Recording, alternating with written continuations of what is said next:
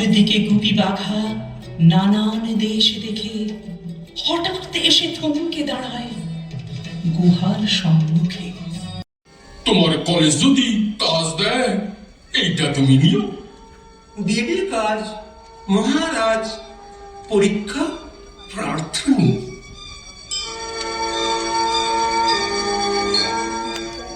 সভাকবি? আজ্ঞে জাহাপন। তুমি তো স্বভাব কবি।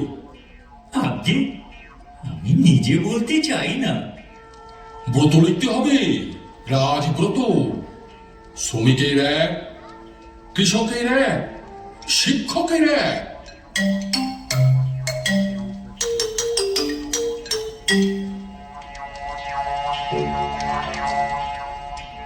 এমন সময়ে চাষি মজুর উল্টো সুর ধরে, হীরক রাজা গর্জে ওঠে, মগজ ধোলাই করে।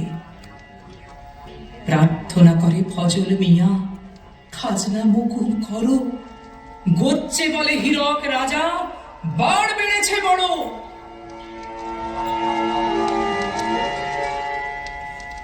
জমি আছে 2 বিঘা, চাষ করি কমজাদা।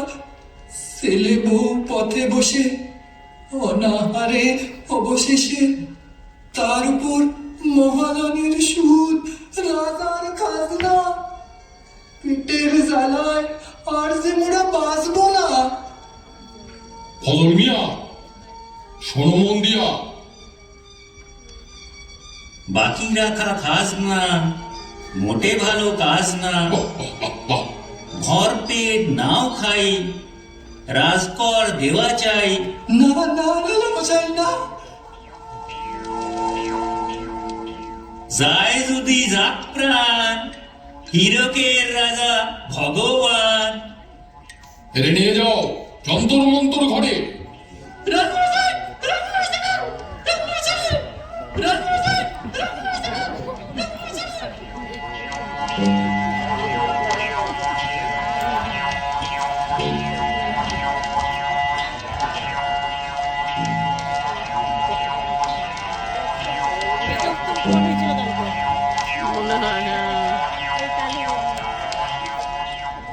কি নাম?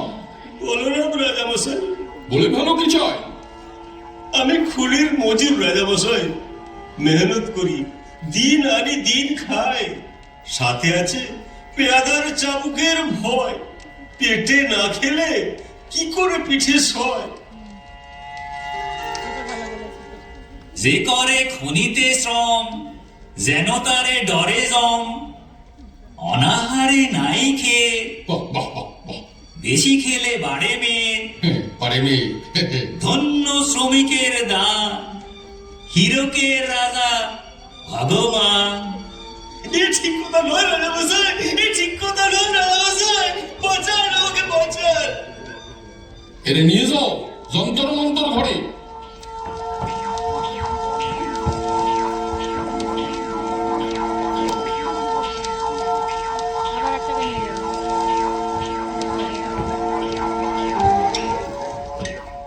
কি নাম? চরমদাস রাজামশাই।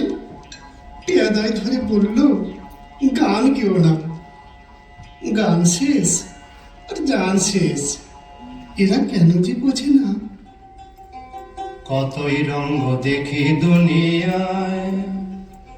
এবার পালা চরণ দাসে, ধরল মাটির গান। হতচকিত হীরক রাজার ওষ্ঠাগত প্রাণ। সভায় রাজার মন্ত্রী যত বলেন ক্ষুধা বন্ধ। এক চাবুকে করব বেটার মুখখানাকেই বন্ধ। দেখো ভালো জনে রইল ভাঙা ঘরে, মন্দ যে সে সিংহাসনে চড়ে। ও ভাই সোনার ফসল ফলায় যে তার 2 বেলা জোটে না আহার।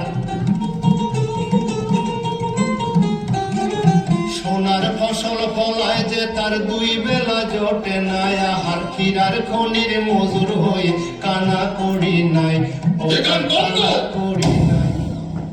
যথা আজ্ঞা খোদা বন্ধ। এর মুখ হাত পা বেঁধে বনের মধ্যে দিয়ে ফেলো। তাতে কি আর এসে গেল? রাজামশাই, রাজামশাই, আমি খাবো কি? রাজামশাই, রাজামশাই, রাজামশাই, আমি খাবো কি? রাজামশাই।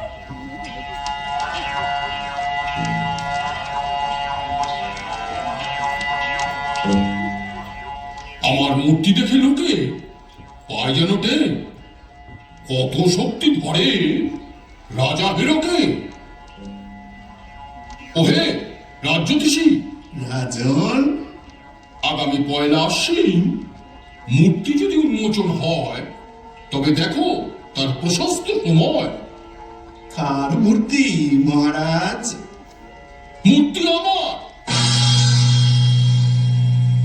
হীরকরাজের কাছে যদি ধরা হয় সরা, তবে রাত হবে দিন। এ আর এমন কি কঠিন? লগ্ন তো সম্রাটের হাতে, পঞ্জিকা কি বলে কি এসে যায় তাতে। সকলে জেনে রাখো তবে বেলা দ্বীপ প্রহরে মূর্তি উন্মোচন হবে, ঠিক কিনা? ঠিক ঠিক ঠিক ঠিক ঠিক।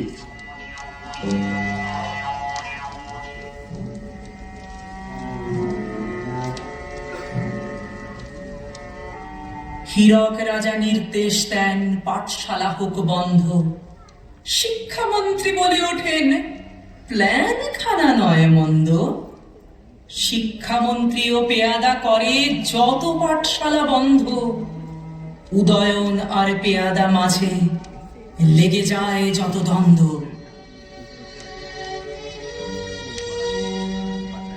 এরা যত বেশি পড়ে এসব দেখে গুপি বাঘা বলছে কানে কানে, রাত্রিদীপ প্রহরে উদয়ন তাদের ডেকে আনে। উদয়নকে ধরতে রাজা ও তার সাঁকরেদরা জাগে, যেন তেন প্রকারেণ উদয়ন ধরা পড়ুক আগে।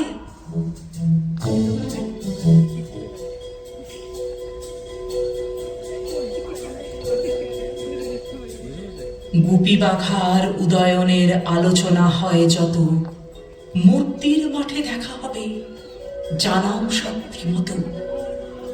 এমন সময়ে মশালের আলো রাজার চোখে পড়ে, পেয়াদা পাঠিয়ে রাজা তক্ষণি গুরু মশাইকে ধরে।